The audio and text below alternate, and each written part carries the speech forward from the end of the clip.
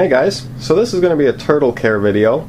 Now this turtle care video applies to a couple different types of turtles, mainly the ones I have in my tank. This will apply to painted turtles, map turtles, let's see, razorback musk turtles are a little different. I have one in here, but it's going to be a little different for razorback musks. Reeves turtles, red-eared sliders, different types of sliders. Now they all get a little bit different size. The average rule is 10 gallons a tank per inch of shell. So let's say you have a 6-inch turtle when he's an adult. That turtle would need about a 60-gallon tank. Now you can cheat that just a little bit. You know, tanks don't really come in 60 gallons over here in the US, so maybe you use a 55-gallon tank. That would be okay. You can go a little bit under, but you really don't want to go much under. Okay, so a couple of the main things about turtles is male turtles stay much smaller than female turtles.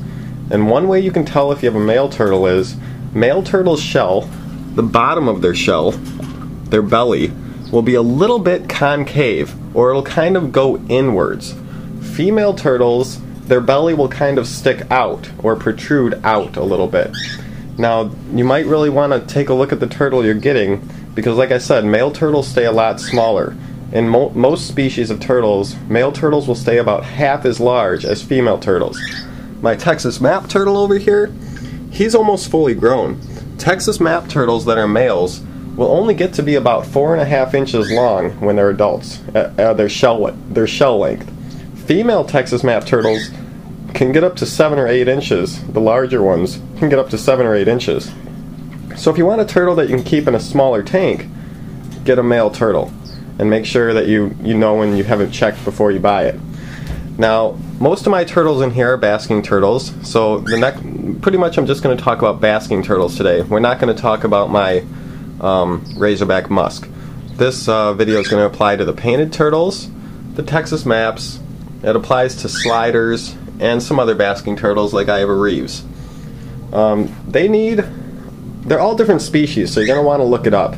Painted turtles, as well as Texas maps, they need their water to be around 75 degrees. The air temperature above the water on the cool side should also be around 75 degrees, but they should have a hot area in their basking area, like I have here. I've got my UVB light, which we'll talk about later. Their basking area should be about 85 to 90 degrees, and you don't want to go too much over 90. It should really be about 85 to 90 at the most, and that'll be their basking area. Now their basking area, you have to have a completely dry area. As you can see here, this one basking platform I have isn't very good. You can see that it's still underwater, and when the turtle comes out, he's not going to be able to completely dry off. Turtles need to be able to get out of their water up onto a basking platform and completely dry off. Otherwise they can get all types of problems. They're going to get rotting, mold, mildew growing in their shell. It's not a good thing. So as you can see, I have this other platform that's way out of water. So if they want to get out completely out of water and dry off, they can get out on this one. So you need to have some type of dock that will get them completely out of water, so they can dry off when they're basking. Now for lighting, like I said, at nighttime the out of tank temperature isn't quite as important. Just like their natural habitat, the sun goes down and the air gets cooler at night. So you don't have to have a red heat light on 24 hours a day, although you could. But what I've done on my tank is just have this UVB light, which is also a heat light, and it's on this clamp lamp. Now I have this aluminum foil here. I put this on just because it's really bright and it shines in my eyes if I don't have a cover.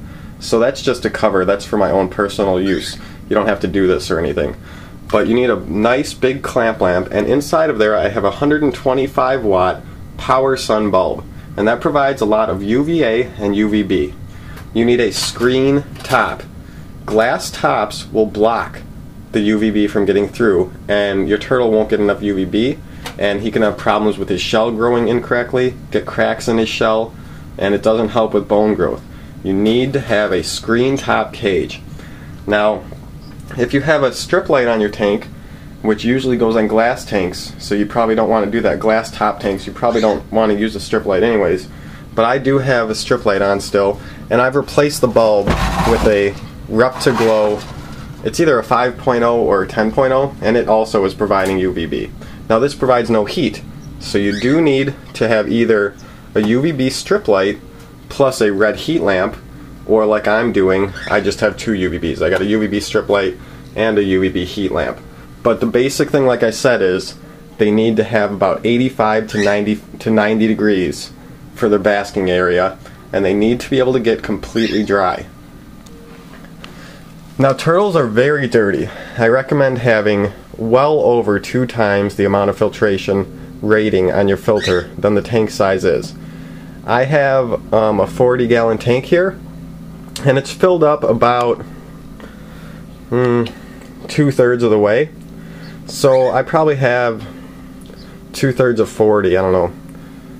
It's probably like 25, 30 gallons. Something around there. Somewhere between 25 and 30 gallons. So I should have at least 50 to 75 gallons of filtration on my tank. And I do.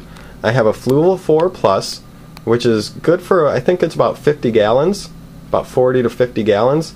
And then I have this little filter, which it's really not that great of a filter, but it's rated for 30 gallons. So I have 80 gallons worth of filtration for my 30 gallons worth of water. So make sure you get a lot of filtration, because turtles are dirty. They eat a lot of food, you throw in pellets, sometimes they don't eat them all, and your tank will get dirty if you have a poor quality filter on there. The more the filtration, the better. For turtle food, I would suggest you use a couple different types of food. I'm getting a little low now. I've ran out of 2 of my different foods. I usually have about 4 types, but right now I have 2 types. This is something different. Right now I have 2 types, and actually I think this one is a mixture. Let me take a quick look. Well, not really. I used to have a mixture one, but not that anymore, I guess.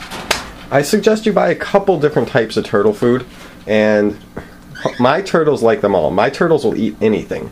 Most turtles will eat pretty much anything. So if your turtles don't like a certain type of food, don't buy it again. But I suggest getting at least 2 or maybe even 3 types of food, and just kind of mixing them, or feeding one day and one the next day.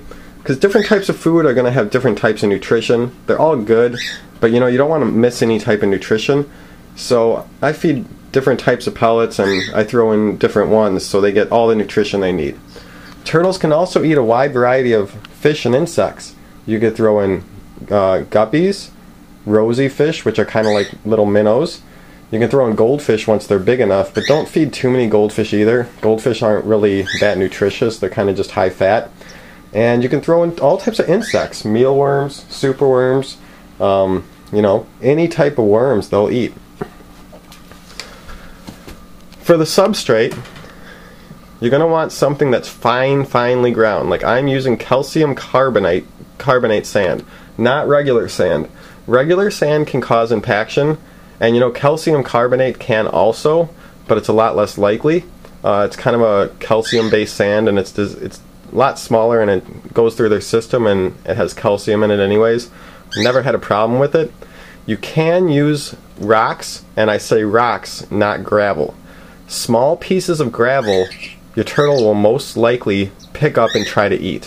When food drops down in them, they might mistake it for food, and when that happens, they can get it stuck inside their digestive system and they'll die.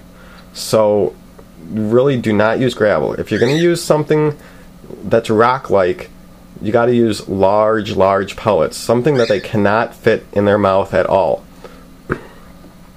In their tank, I actually added a couple plants last week, and they destroyed them. They will bite on almost anything, so don't add any plants to your tank. They're just going to, you know, eat them up and mess them up. Fake plants are fine. Plastic plants are just fine. They won't really mess with those. But real living plants, they mess up. It's nice to have lots of different rocks, and this is a hollow log. They like to, there's another hollow floating log. They like to swim around and grab on stuff and, you know, have things to go on. So don't have an empty bare tank. Put some stuff in there for them to climb around on and play on. As you can see, mine are always just running around the rocks and swimming around the bottom. What else is important here? I think I went over pretty much most of the basics.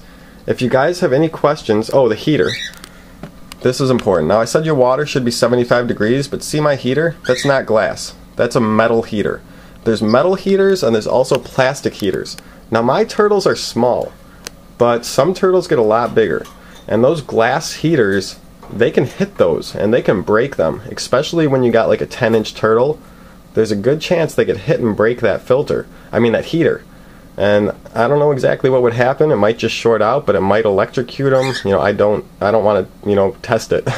So I would very much suggest you get a hard plastic heater or a metal heater like I have for your turtle tank. And I think that's about it. If you guys have any further questions, please let me know. I'm happy to answer any questions. And there's some information about turtle care.